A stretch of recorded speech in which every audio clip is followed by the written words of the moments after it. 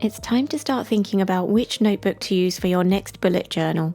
I'll be comparing 6 different notebook brands. Similar to last year, I'll talk through the main features and do some pen tests. Let me start by thanking Skillshare for sponsoring today's video. There's also a giveaway at the end, so stick around for that too. In my notebook comparison video last year, I looked at the Inkpot, Scribble and Dot, Baron Fig and Maisie Lane. Check out that video if you'd like to hear more on those journals. I'll leave links to discounts and affiliate codes for the notebooks that I review today throughout the video and in the description box. Even though I'm an affiliate for some of these brands and some of the notebooks were gifted to me, my opinions are entirely my own.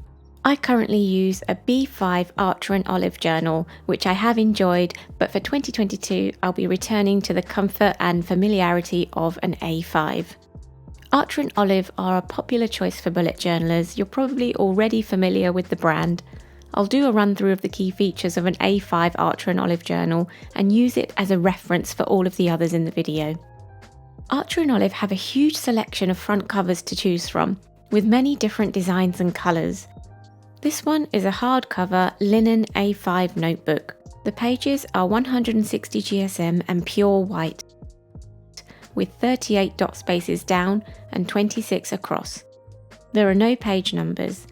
There are 2 page markers, one with an A&O gem on it. There's a pocket at the back to store any stencils or stickers that you might use. In all of the journals today, I'll be testing the paper with fine liners, a Tombow Fudenosuke pen, a Tombow brush pen, a Pentel Fuda Touch, a jelly roll, a fountain pen, and 2 different types of paint pen. I'll also test how well the pages respond to water. There's no ghosting or bleeding from the pens that I used, and no visible feathering from the fountain pen. The paper also responds well to water. There's hardly any warping or pilling on the page, but like most journals, you'll see warping and pilling if you use too much water. Finally, there's a pen loop on the side to store your favourite pen.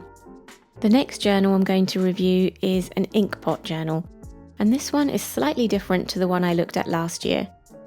This journal is called the Tree Hugger, and the journal is covered in cork. This is a sustainable product stripped from trees as they grow. You can choose the colour of the foil and the design you want on the cover. It's an A5 journal, the same size as an Archer and Olive, and it has 160 pages. The side of the journal is beautiful with gold gilded pages which complements the cork perfectly. There's an elastic enclosure and a page to write your name at the beginning. The journal lies flat and has crisp white pages. There aren't any page numbers and the dots are grey and clearly visible, just like in the Archer and Olive. There's 1 page marker. The paper is 160 GSM and there are 38 spaces down and 25 across. There's an envelope at the back for storage. I tested the same pens and watercolour paint as I did for the Archer and Olive. I have seen ghosting and bleeding in some notebooks with 160 GSM paper, so it's always worth testing. No feathering from the fountain pen and hardly any warping or pilling from the water. The paper responds in pretty much the same way as the Archer and Olive. I looked back at the pen test page a few hours later once the watercolour had fully dried and there was no seeping through. The next notebook I'm looking at is the official Bullet Journal Notebook, Edition 2. It's an A5 Leuchtturm notebook with a hard cover that comes in pink or black. Although it's an A5, it's slightly wider than the Archer and Olive and Inkpot journals. Opening it up, there's a useful grid guide on the left that shows how many spaces you need to count up to be able to divide the page equally into different sections for rows and columns. There's a diagram reminding you that your bullet journal looks at the intersection between the what and the why.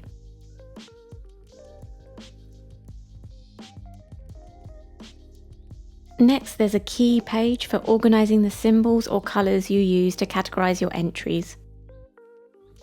A dedicated intentions page for you to define how you want to use this notebook. 4 index pages to add your spreads and their page numbers. dedicated future log pages which you set up at the beginning of every bullet journal. Then we go into the dot grid journal pages. The pages are off-white, which you can see when I place it on a white background. The journal lies flat and there are 3 bookmarks.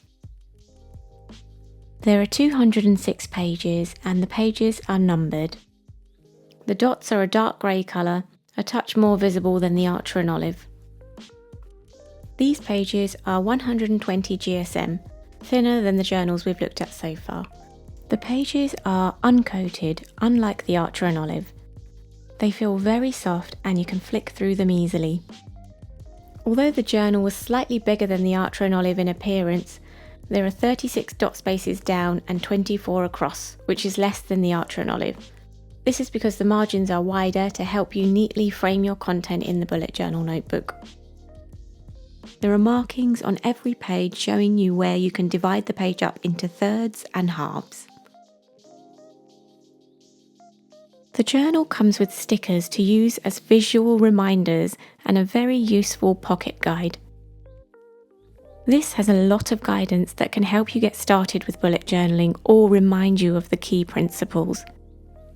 This is also in the Bullet Journal Method book by Ryder Carroll, which is definitely worth a read if you haven't already read it. The pens wrote really smoothly and there was no feathering from the fountain pen. There wasn't any significant warping from the watercolour. There was a bit of ghosting behind the page, more than in the Archer and Olive. If you really like thinner paper, then 120 GSM is a great option if you don't mind a little bit of ghosting. I looked back at the pen test page a few hours later once the watercolour had fully dried and there was no seeping through. Next I have an A5 Yop and Tom journal. In the size comparison, it was slightly wider than the Archer and Olive A5. This has a very soft vegan leather cover with different colours to choose from. There's a really lovely gold foil design on this one. Along the spine it says Yop and Tom in script. The journal comes with a grid guide showing you how to quickly divide up the page into equally sized sections for columns and rows. This grid guide is one of the easier ones to follow that I've seen, because it's very clearly labelled and shown in the diagram how to set up your rows and columns. And it also shows you what you need to do to create sections with white space too. There's a key page to hold your symbols and colour codes. There are 3 index pages. The pages are pure white. The journal lies flat and there are page numbers in the corner. The dots are grey, the same colour and shade as the Archer and Olive. There's 1 bookmark. Every page has the middle of the page marked off, and the middle is marked off vertically and horizontally as well on the outer edges of the page. There are 38 spaces down and 26 across, which is the same as Archer and Olive. There's a back pocket and a dedicated pen test page.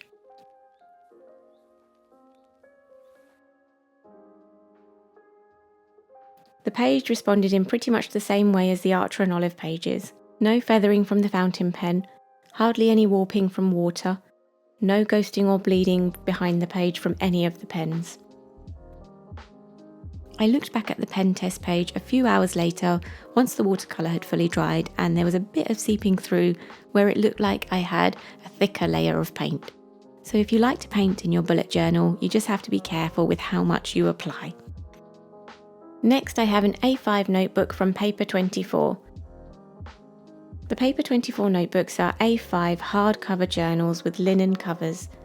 There are 9 different colours to choose from, each with a different foil design.